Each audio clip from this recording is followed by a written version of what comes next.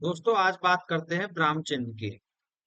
हिंदी में ब्राह्म चिन्हों का बहुत ही महत्वपूर्ण भूमिका होती है। बात करते हैं ब्राह्म चिन्ह हिंदी भाषा में उनके महत्व को भी समझेंगे। हिंदी भाषा की स्पष्टता और सुंदरता को बनाए रखने में ब्राह्म चिन्हों की महत्वपूर्ण भूमिका है। ये छोटे संकेत हमारे विचारों को व्यवस्थित करते हैं और पाठक को सही दिशा प्रदान करते हैं।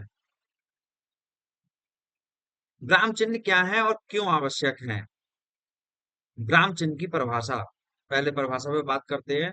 ब्राह्म चिन्ह वे संकेत हैं जो भाषा में रुकने, ठहरने या बल देने के लिए प्रयोग किए जाते हैं। ये लेखन को स्पष्ट और सुव्यवस्थित बनाते हैं। जैसे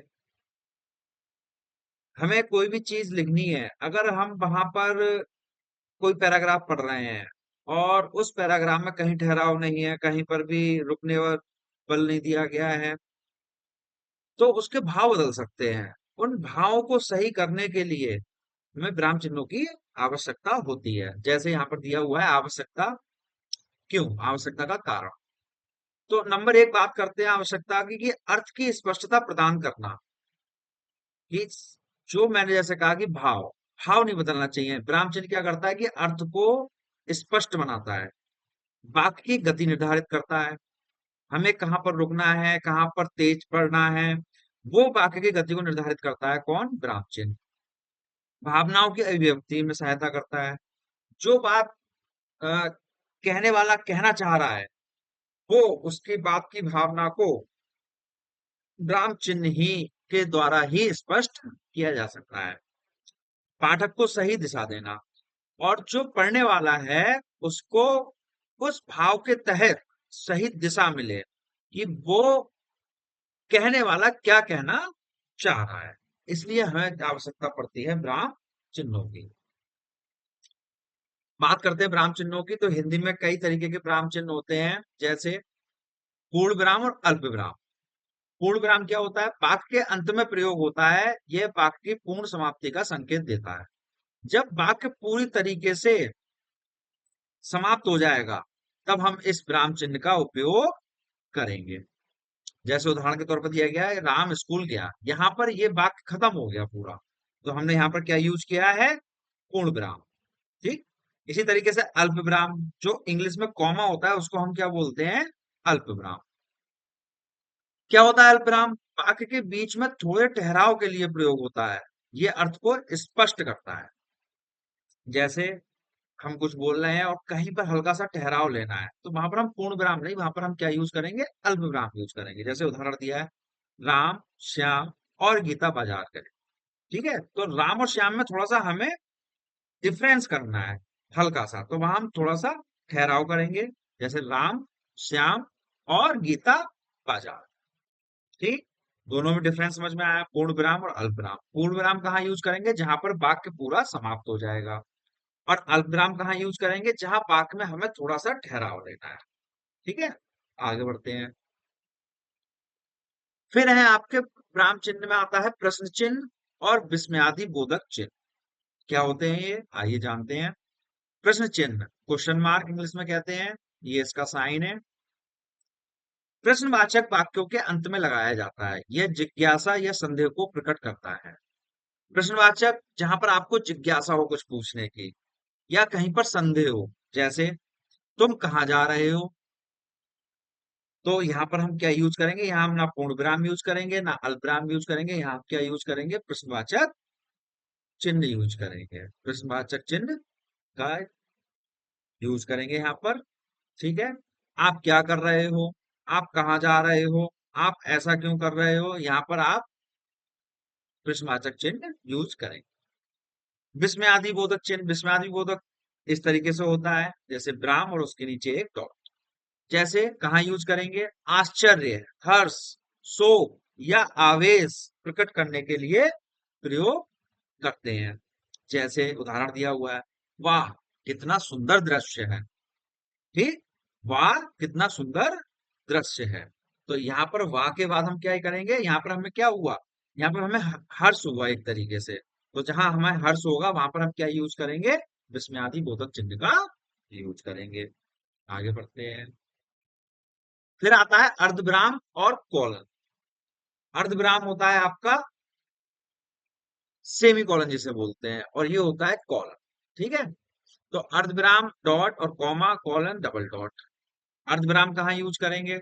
समान महत्व के स्वतंत्र उपवाक्यों को जोड़ने के लिए प्रयोग होता है। ये अल्प विराम से अधिक और पूर्ण विराम से कम ठहराव देता है। यानी जहां अल्प विराम होगा उससे अधिक ठहराव लेंगे और पूर्ण विराम से कम ठहराव लेंगे। और कहाँ यूज करेंगे? जहां दो समान अर्थ के उपवाक्यों को उनको जोड़ने के लिए। जैसे एग्जाम्पल दिया हुआ है आपका, सूर्य डूब गया, रात का अंधकार छा गया। सूर्य डूब गया, रात का अंधकार छा गया। तो ये दो वाक्य हैं कि सूर्य डूबा तभी तो अंधकार हुआ। तो ये समान महत्व के दो जो उपवाक्य हैं उनको हमने जोड़ा किससे? सेमी कॉलन से। सूर्य डूब गया, और यहाँ पे कॉलन लगा दिया, रात का अंधकार छा गया। यहाँ वाक्य पूरा हो गया, तो यहाँ हमने क्या यूज कर लिया? पूर्ण विराम यूज कर लिया। इसी तरीके से कॉलन। अब कॉलन क्या होता है? किसी बात की व्याख्या, उदाहरण या सूची प्रस्तुत करने से पहले प्रयोग होता है। जैसे मेरे पास 3 पुस्तकें हैं, गीता, रामायण और महाभारत। ठीक है, अब देखिए यहाँ पर एक तरीके से पुस्तकों की सूची प्रस्तुत की गई है, या किसी की व्याख्या करनी है या उदाहरण देना है। तो यहाँ पर हमने एक सूची बताई किसकी? पुस्तकों की, कि मेरे पास 3 पुस्तकें हैं, गीता, रामायण और महाभारत। तो गीता, रामायण, महाभारत से पहले हमने क्या यूज कर लिया? यहाँ पर कॉलन यूज करें। ठीक, आगे बढ़ते हैं।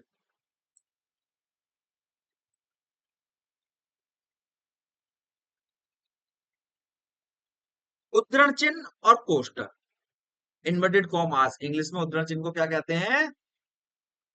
Inverted commas. और कोष्टक, जो हम ब्रैकेट बोलते हैं उसको हिंदी में क्या कहते हैं? कोष्टक। उद्धरण चिन्ह ये कहाँ यूज करेंगे?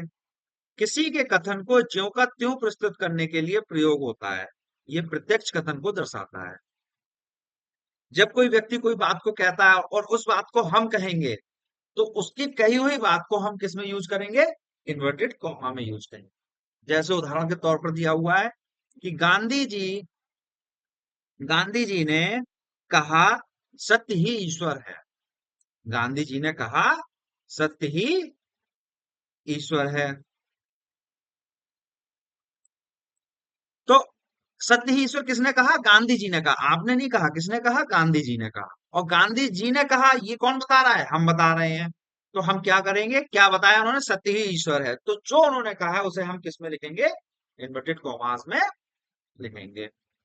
कोष्टक। कोष्टक क्या होता है? अतिरिक्त जानकारी या स्पष्टीकरण देने के लिए यूज होता है।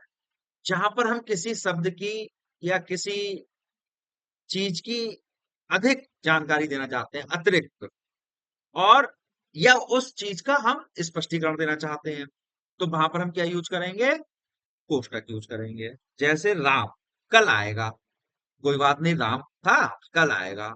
अब मान लीजिए आप राम पूछे, कौन सा राम? तो उसका हमने यहाँ पर अतिरिक्त जानकारी दे दी या स्पष्टीकरण दे दिया कि राम कौन है? श्याम का मित्र। राम श्याम का मित्र कल आएगा। तो इसे हम किस में लिखेंगे? कोष्टक में लिखेंगे। तो अतिरिक्त जानकारी या स्पष्टीकरण देने के लिए हम क्या यूज करेंगे? कोष्टक का यूज करेंगे। हाइफन, या हिंदी में इसे कहते हैं योजन चिन्ह, और डैश के बीच अंतर। अब यहाँ पर आपको ये दोनों चीजें सेम लग रही होंगी बेटा, कह रहे होगे हाइफन भी सर सेम है और डैश भी सेम है। सेम नहीं है, जरा गौर से देखेंगे आप तो हाइफन की चौड़ाई कम है, या लंबाई कह सकते हो कम है, और डैश की थोड़ी सी ज्यादा है। यानी इसकी लंबाई थोड़ी ज्यादा है और इसकी लंबाई थोड़ी कम है। ये अंतर होता है। कहाँ यूज करेंगे देखते हैं। हाइफन यानी योजन चिन्ह, आप नोट कर लेना, इसको योजन चिन्ह भी कहते हैं। क्या है? संयुक्त शब्दों को जोड़ने के लिए प्रयोग होता है। यह छोटा होता है और शब्दों के बीच कोई स्थान नहीं होता है। छोटा का मतलब जो मैंने अभी बताया, डैश से छोटा होता है, और डैश जो है वो हाइफन से लंबा होता है। शब्दों के बीच कोई स्थान नहीं होता संयुक्त शब्दों को। जैसे माता पिता, तो यहाँ हम क्या यूज करेंगे? हाइफन यूज करेंगे। दिन रात, सुख दुख। ठीक है, इस तरीके से हम इन शब्दों के बीच में क्या यूज करेंगे? हाइफन यूज करेंगे या योजन चिन्ह यूज करेंगे। डैश, डैश को कहाँ यूज करेंगे? वाक्य में अचानक विषय परिवर्तन या अतिरिक्त जानकारी देने के लिए प्रयोग होता है। ये लंबा होता है। लंबा से मतलब हाइफन से लंबा होता है, थोड़ा सा लंबाई में बढ़ाकर लगाएंगे। कहाँ यूज होगा? वाक्य में अचानक विषय परिवर्तन हो जाए। जैसे एग्जाम्पल दिया है, वह आ रहा था, अचानक बारिश शुरू हो गई। अब दोनों चीजें अलग अलग विषय की हैं। वो आ रहा था, ठीक है, आ रहा था, घर आ रहा था, कहीं भी आ रहा था, और क्या हो गई? अचानक बारिश शुरू हो गई। ठीक है, बारिश का होना अलग चीज है, उसका आना अलग चीज है। तो वह आ रहा था, अचानक बारिश शुरू हो गई, यानी वाक्य में परिवर्तन आ गया, या अतिरिक्त जानकारी दी गई कि वह आ रहा था और क्यों नहीं आ पाया, कि अचानक से बारिश शुरू हो गई। तो इस तरीके के वाक्यों के बीच में हम क्या यूज करेंगे? डैश का यूज करेंगे। अंतर दोनों में समझ में आ गया? हाइफन यानी योजन चिन्ह और डैश में योजन चिन्ह जो है कम लंबा होगा और डैश जो है ज्यादा लंबा होगा। ठीक, आगे बढ़ते हैं। अब ये तो थी विराम चिन्हों की बात। कितने प्रकार के विराम चिन्ह होते हैं, हमने एक एक करके सभी विराम चिन्हों के बारे में बात की। अब विराम चिन्हों से अगर हम त्रुटिपूर्ण यानी गलत विराम चिन्ह यूज करेंगे तो उससे क्या समस्याएं उत्पन्न होंगी, देखते हैं। जैसे पहली बात है, पहली जो समस्या आएगी वो आएगी अर्थ की अस्पष्टता, यानी कि गलत विराम चिन्हों से वाक्य का अर्थ बदल जाता है और पाठक भ्रम में पड़ जाता है। अगर विराम चिन्ह सही नहीं लगा होगा तो पढ़ने वाला क्या होगा, उसको भ्रम में, उसका भाव अलग हो सकता है, पढ़ने पर उसका भाव बदल सकता है, अर्थ बदल सकता है। और जब अर्थ बदल जाएगा पढ़ने पर, तो जो पढ़ने वाला है उसको भ्रम पैदा हो सकता है। तो अर्थ की स्पष्टता हो सकती है। ठीक। दूसरा, संवाद में बाधा। गलत विराम चिन्ह गलत विराम चिन्ह संदेश की गलत व्याख्या करवा सकता है और संवाद में समस्या पैदा कर सकता है। कैसे? जैसे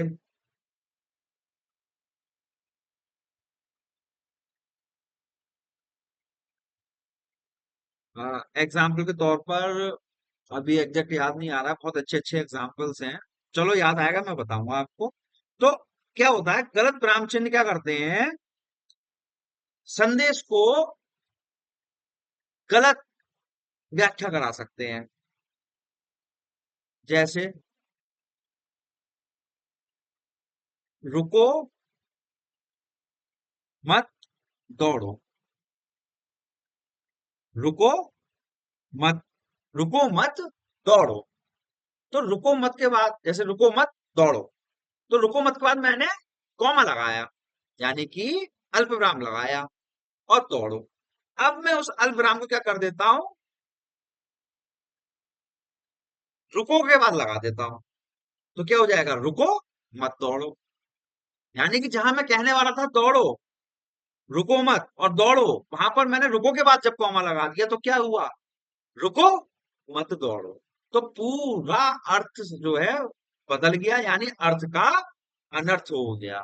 तो इसलिए विराम चिन्ह जो होते हैं बहुत ही, हिंदी भाषा में विराम चिन्हों का बहुत ही उपयोग है, बहुत ही महत्वपूर्ण होते हैं। अगर जरा सी भी विराम चिन्हों में हम गलती कर देते हैं तो पूरा भाव बदल जाता है, अर्थ का अनर्थ हो जाता है।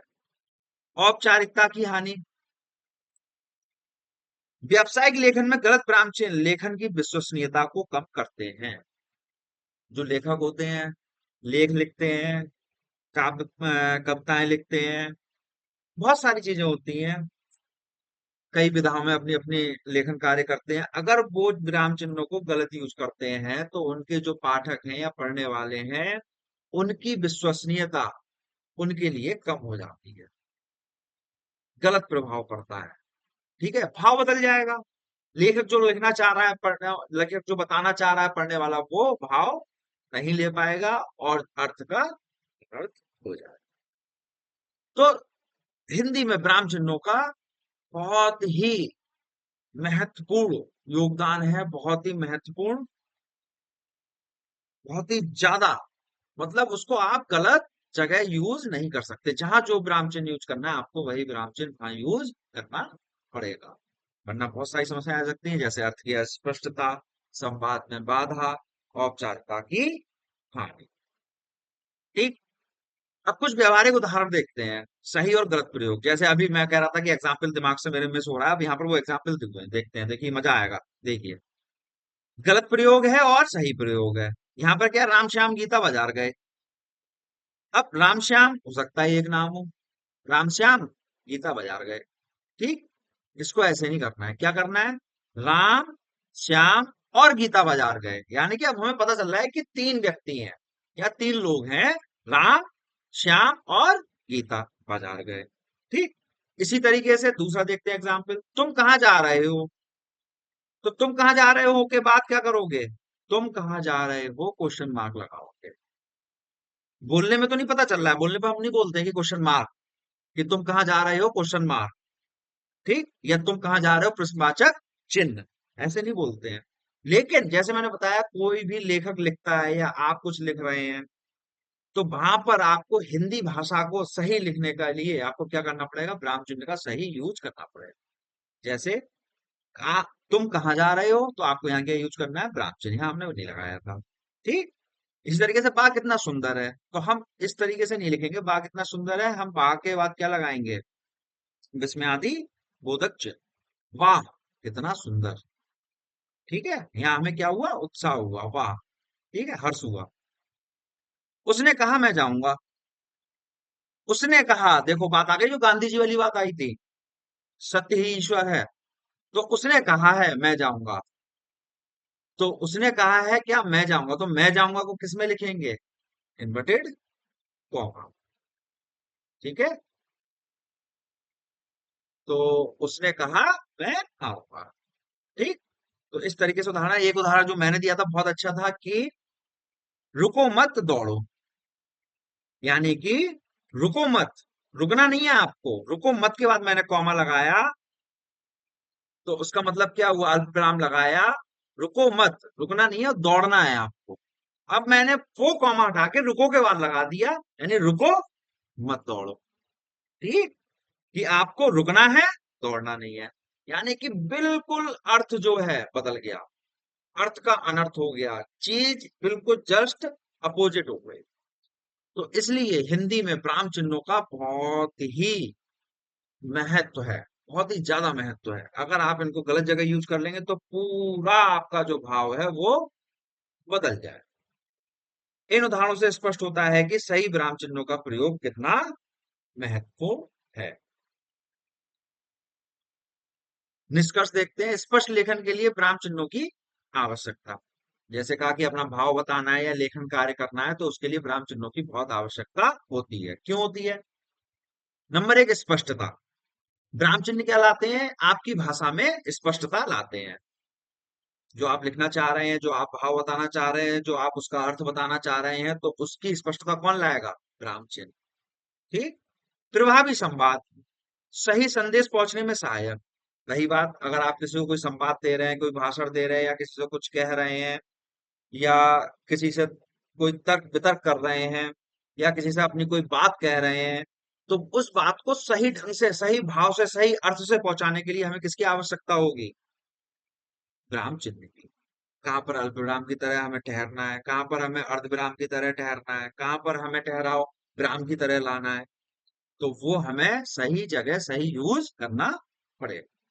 भाषा की सुंदरता, सही जगह आप यूज करेंगे, भाव सही रहेगा, अर्थ सही रहेगा, तो आपकी हिंदी भाषा की जो सुंदरता है वो क्या रहे, बनी रहेगी। अगर आप लेखन कार्य करते हैं और पढ़ने वाला अगर आपको पढ़ता है, तो उसमें सुंदरता प्रकट होगी। सुंदरता प्रकट होगी, लेखक क्या चाहता है कि ज्यादा से ज्यादा उसके पढ़ने वाले हो, वो जो लिख रहा है। और जब आप उसको आकर्षित करेंगे पढ़ने वाले को, तभी तो वो आपको पढ़ेगा। अब वो आकर्षण कहाँ से लाएंगे आप, जब आपकी भाषा सुंदर होगी, और सुंदर कहाँ से होगी, विराम चिन्हों के सही उपयोग से। व्यावसायिकता, लेखन की गुणवत्ता में वृद्धि, वही चीज कि जब आप विराम चिन्हों का सही यूज करेंगे, तो आपके लेखन की गुणवत्ता में क्या होगा, वृद्धि होगी, सुंदरता होगी, स्पष्टता होगी, प्रभावपूर्ण होगा।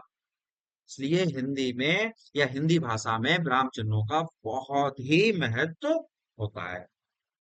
विराम चिन्ह हिंदी भाषा के अभिन्न अंग हैं। इनका सही उपयोग न केवल लेखन को स्पष्ट बनाता है, बल्कि पाठक के लिए समझना आसान भी बनाता है। तो समझ में आया आपको कि विराम चिन्हों का हिंदी भाषा में कितना महत्व है, और इसको हमने क्यों सीखा, क्यों पढ़ा? कि अगर आप कोई लेखन कार्य करते हैं, या आप कुछ कहना चाह रहे हैं, या आप कुछ लिख रहे हैं, तो वहां तो विराम चिन्हों की आवश्यकता है ही है। और साथ में यहाँ हमने आपको ये जो लेक्चर दिया है, वो आपके एग्जाम्स में, कॉम्पिटिटिव एग्जाम्स हो गया, एसएससी हो गया, टीईटी हो गया, सीटेट हो गया, या अदर कोई कॉम्पिटिटिव एग्जाम है, वहां पर विराम चिन्हों से रिलेटेड क्वेश्चंस पूछे जाते हैं। आपको सेंटेंस दे दिया और उसमें गलत विराम चिन्ह यूज किया, और आपसे पूछा सही कौन सा हो सकता है, इस तरीके से आपसे पूछा जा सकता है। या आपको कोई सेंटेंस दिया, उसमें कहा कि कौन सा गलत है, एक ही तरीके के सेंटेंस को, एक ही तरीके के वाक्य को आपको कई तीन चार ऑप्शन दिए, और उसमें पूछा कि कौन सा सही है, तो वो आपको ध्यान देना होगा कि विराम चिन्ह उसमें सही कौन सा वाले में सही लगा हुआ है, उसी तरीके से आप उसका आंसर्स दे सकते हैं। ठीक है? तो इनके हम क्वेश्चंस, कॉम्पिटिटिव एग्जाम के प्रीवियस ईयर के क्वेश्चंस और इनकी प्रैक्टिस के लिए मैं क्वेश्चंस की एक वीडियो बनाऊंगा जल्दी, और वो मैं अपने यूट्यूब चैनल पे, आपके यूट्यूब चैनल पे अपलोड कर दूंगा, स्टडी हेडलाइंस पर, और उससे आप प्रैक्टिस कर सकते हैं। धन्यवाद।